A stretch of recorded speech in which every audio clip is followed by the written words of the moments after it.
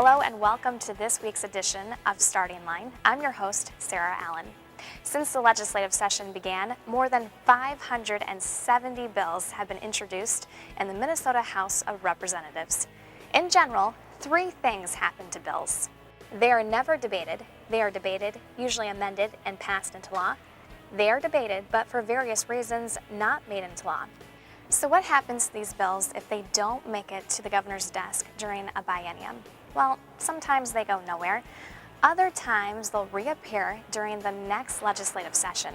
That's what happened to one bill heard in the House Civil Law Committee. This bill, we've worked our tails off on it. Representative John Lesch's bill that regulates dog and cat breeders has been before the legislature in some form for the past 6 years.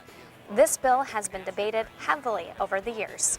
The number of changes that have gone through, as I've stated, in this bill over the course of the past 6 years have been the product of much discussion.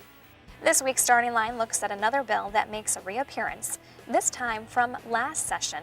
Representative Mary Franson's bill, House File 293, would make it unlawful for employers to require employees to provide their social media passwords, such as those for Facebook and Twitter, as a condition of employment.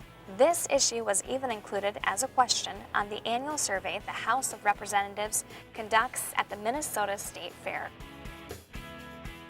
As you can see, nearly 93% of poll takers believe that employers should not be allowed to require this information. We had the opportunity to sit down with the sponsor of House File 293, Representative Mary Franson, to find out how the bill would work. Franson, a self-employed Alexandria resident, is serving her second term in the Minnesota House of Representatives.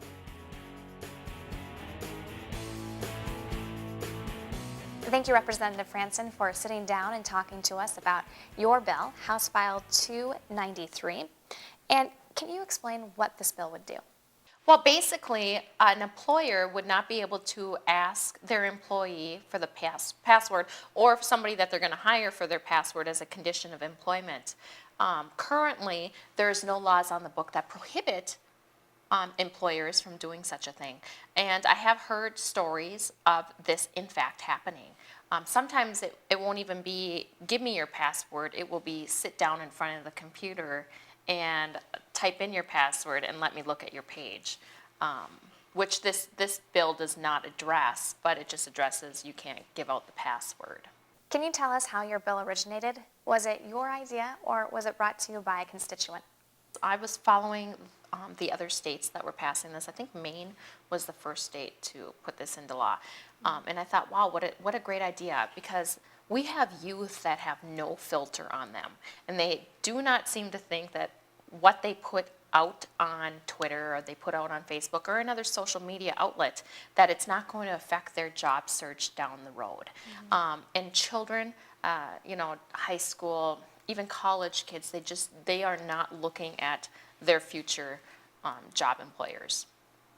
You've already received bipartisan support for this bill. Why do you think that is? Well, I think because we all use social media, and I think we can all come together and agree that this practice of asking for passwords is egregious and should not be allowed. So what is the path your bill will likely take? Will it be a standalone bill? That's my hope. I'd like it to be a standalone bill.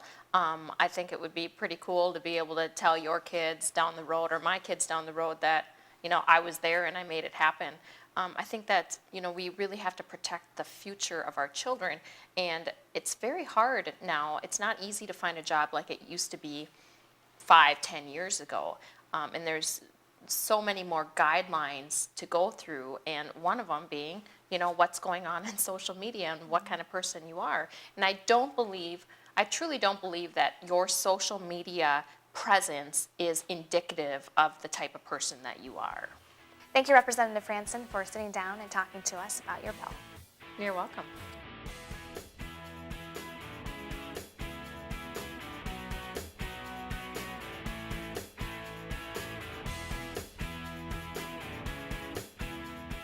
All right, let's check out where House File 293 has been and where it's likely to go. It's had its introduction and first reading. It was referred to the House Labor, Workplace, and Regulated Industries Committee. and it's likely to go through some other committees before and if it is passed into law.